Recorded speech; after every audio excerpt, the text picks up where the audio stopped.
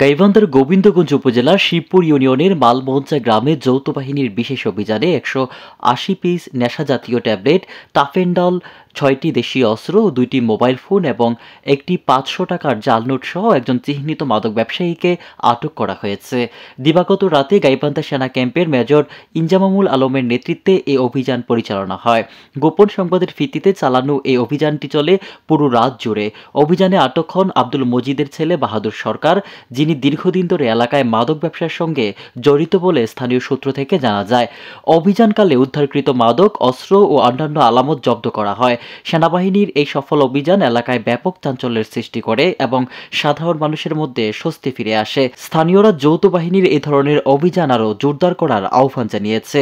এ বিষয়ে গোবিন্দগঞ্জ থানার ভারপ্রাপ্ত কর্মকর্তা ওসি বুলবুল ইসলাম জানান, আটককৃত বাহাদুর সরকারের বিরুদ্ধে মাদকদ্রব্য নিয়ন্ত্রণ আইনসহ সংশ্লিষ্ট ধারায় একটি মামলা রুজু করা হয়েছে।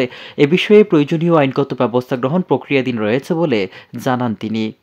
গাইবান্ধা থেকে তৌহিদুর রহমান তুহিনের রিপোর্ট, আমার বার্তা ডিজিটাল।